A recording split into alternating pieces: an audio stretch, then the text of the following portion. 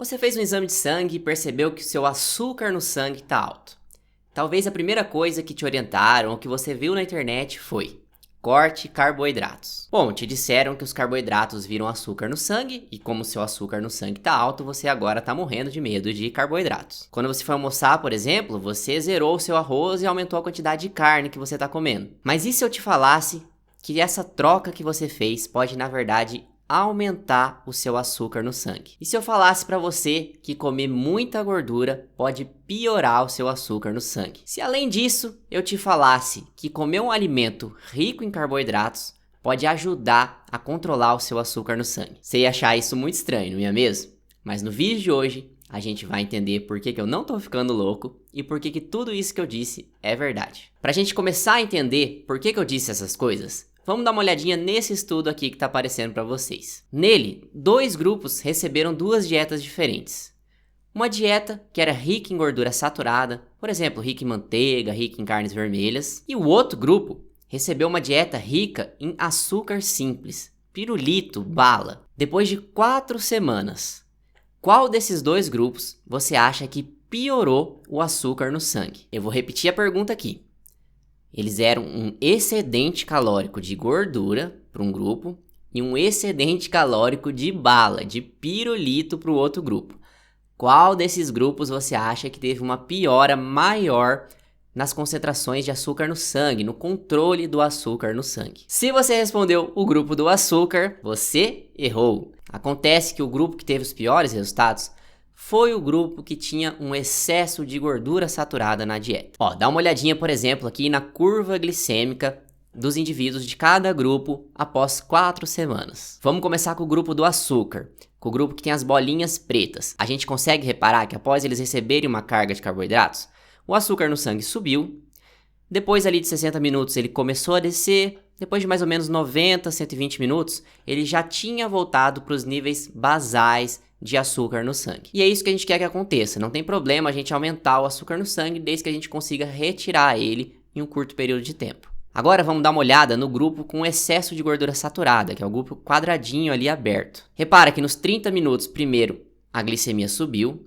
Depois ela não baixou igual no grupo do açúcar, ela continuou subindo após 60 minutos. E só depois de mais tempo que ela retornou aos níveis basais. Teve outros parâmetros aqui relacionados à resistência à insulina e à diabetes, pré-diabetes, que também foram piores nesse grupo, como por exemplo a insulina. Ou seja, para esse estudo, o controle do açúcar no sangue foi pior no grupo que recebeu um excesso de gordura saturada do que um grupo que recebeu um excesso de doce, um excesso de balas e pirulitos. Bom, mas alguns mais críticos vão estar pensando: esse é só um estudo, e no resto dos estudos, será que a gente também vê esse comportamento? Por isso que eu trouxe aqui uma meta-análise publicada na revista PLOS Medicine. Para quem não sabe, uma meta-análise é um estudo que resume o resultado de vários outros estudos. No caso aqui, 102 ensaios clínicos randomizados em seres humanos. É o nível mais alto de evidência que se pode ter. E agora eu vou ler aqui o resultado desse estudo para vocês. Os autores concluem: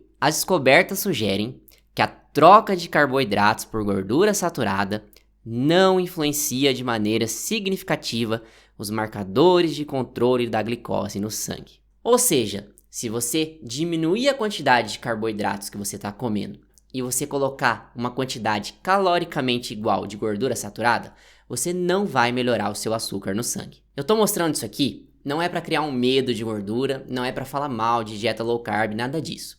O que eu tô querendo que você realmente entenda aqui é que pré-diabetes, diabetes tipo 2, resistência à insulina, não é sobre carboidratos.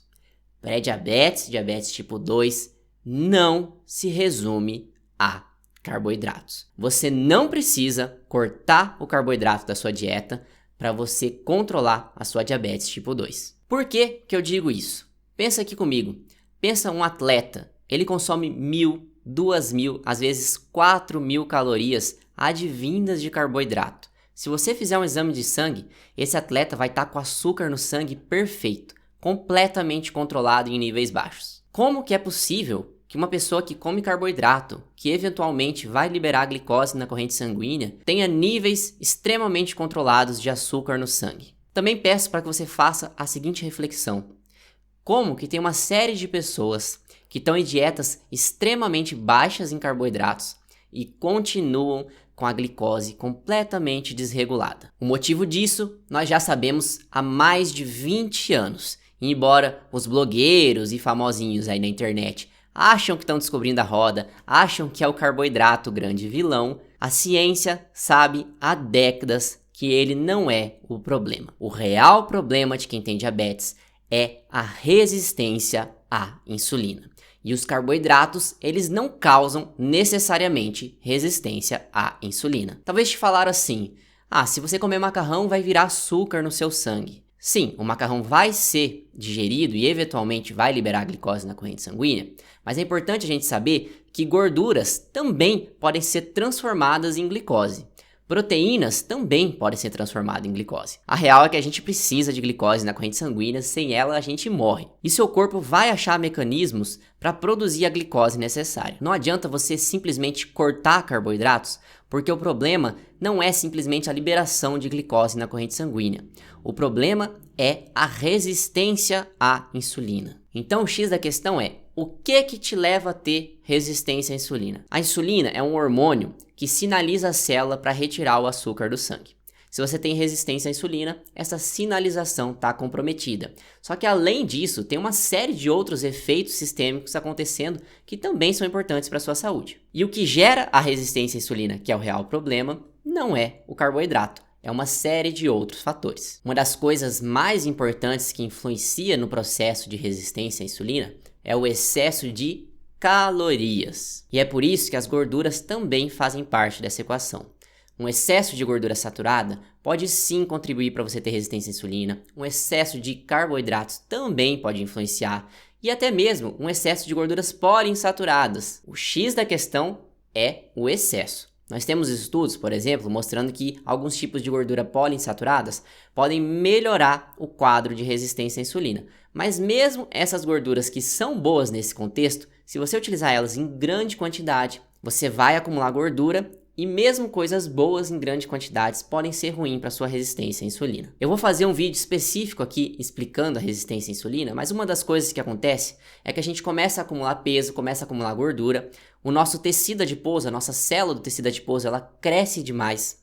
E quando ela cresce demais, ela fica disfuncional. Por exemplo, ela começa a liberar citocinas pró-inflamatórias, ela começa a liberar muitos ácidos graxos na corrente sanguínea. É por isso, por exemplo, que geralmente quem tem resistência à insulina também tem os triglicerídeos altos, porque ele está liberando muita gordura na corrente sanguínea. Bom, e esse excesso de ácidos graxos na corrente sanguínea vai lá para o seu fígado, lá ele causa uma lipotoxicidade. O fígado, ele tenta oxidar esses ácidos graxos, mas ele não consegue, e aí ele gera muito estresse oxidativo, gerando inflamação. O excesso de ácidos graxos, por exemplo, que ele não consegue oxidar, que ele não consegue queimar, ele vai empacotar e é por isso que a gente também começa a ter gordura no fígado. Como a insulina não funciona tão bem, o seu pâncreas começa a liberar mais insulina para tentar reduzir o açúcar no sangue. Nesse momento, começam a acontecer, por exemplo, alterações na nossa expressão gênica. A gente muda a forma com que a gente expressa certas enzimas. Por exemplo, uma grande quantidade de insulina e de glicose altera o funcionamento de fatores de transcrição conhecidos como STREBP1C e o SHREBP. Esses fatores de transcrição, por exemplo, vão aumentar a produção de enzimas que fazem lipogênese de novo, que é a transformação de carboidrato em gordura. Calma, eu sei que tá ficando complicado, mas eu precisava dar essa informação aqui. O que eu tô querendo dizer é que sistemicamente tá acontecendo um monte de coisa. As nossas bactérias intestinais, elas podem estar liberando substâncias que vão causar uma toxicidade, que vão gerar inflamação. A gente aumenta a expressão de citocinas inflamatórias, aumenta a expressão daqueles 2 fatores que eu falei. E isso aqui tem tudo a ver com aquilo que eu disse lá no começo. Como que um alimento rico em carboidrato pode te ajudar a reduzir sua glicemia sanguínea. E um dos motivos é justamente através da regulação da nossa expressão gênica. Por exemplo, o azeite de oliva. Lembra que eu falei que a insulina aumentava o STREBP1C, que transformava carboidrato em gordura? Esse estudo aqui em ratos mostrou que o azeite de oliva reduziu a atividade desse fator de transcrição. Ou seja, ao tomar azeite de oliva, esses animais estavam menos predispostos a terem enzimas que transformam carboidrato em gordura. Além disso, esses ratinhos também expressaram mais um fator de transcrição chamado de NRF2. Esse fator de transcrição está relacionado à nossa capacidade antioxidante. Lembra que eu falei que o tecido adiposo liberava ácidos graxos na corrente sanguínea e eles causavam lipotoxicidade, aumentando o estresse oxidativo? Então, é importante nessa situação a gente ter maiores defesas antioxidantes, como por exemplo, através da estimulação do NRF2. E outra coisa muito importante que o azeite de oliva pode fazer é reduzir a expressão de NF-kappa-beta, que é um fator de transcrição que, por exemplo, regula a expressão de TNF-alfa, fator de necrose tumoral alfa, que é uma citocina pró-inflamatória. Ou seja, o azeite de oliva ajudou esses ratinhos a reduzirem a expressão de citocinas pró-inflamatórias que contribuem para a resistência à insulina. Da mesma forma que se você utilizar azeite de oliva em quantidades controladas, você regula positivamente esses processos, alguns tipos de gordura saturada podem regular negativamente. Mas aí aqui a gente cai numa outra situação, que é o mais importante de tudo, a matriz alimentar.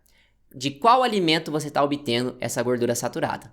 Por exemplo, se você estiver tomando iogurte, o iogurte tem gordura saturada, porém o iogurte tem uma série de outros nutrientes, tem lactobacilos, tem bactérias benéficas, e aí o saldo final de você consumir iogurte, mesmo com gordura saturada, vai ser benéfico. Um outro alimento que tem sido muito falado na internet é o farelo de aveia. Algumas pessoas têm falado assim, você foi enganado, o farelo de aveia é rico em carboidrato, carboidrato vai virar glicose e vai piorar a sua glicemia. Não, isso não é verdade. Por quê? Um dos motivos é porque o farelo de aveia tem uma fibra chamada de beta-glucana. As fibras, por causa da sua viscosidade, vão interferir, por exemplo, no metabolismo da glicose, elas vão interferir reduzindo o colesterol LDL e elas também podem agir modulando a nossa microbiota intestinal. Um outro exemplo de alimentos com carboidrato que estão associados à redução da incidência de diabetes tipo 2 são as frutas. E por que que uma fruta que tem carboidrato consegue diminuir o açúcar no sangue? Porque a fruta vai ter vitaminas importantes. A gente precisa dessas vitaminas nesse momento porque elas servem de cofatores para nossas enzimas antioxidantes. As frutas também têm minerais, as frutas têm fibras que podem modular a nossa microbiota intestinal. E talvez o mais importante, as frutas têm compostos bioativos. E esses compostos bioativos têm a capacidade de modular a nossa microbiota intestinal e de também agir na nossa expressão gênica. Ou seja, é tudo muito mais complexo do que parece ser e as coisas não se resumem simplesmente a esse alimento tem carboidrato.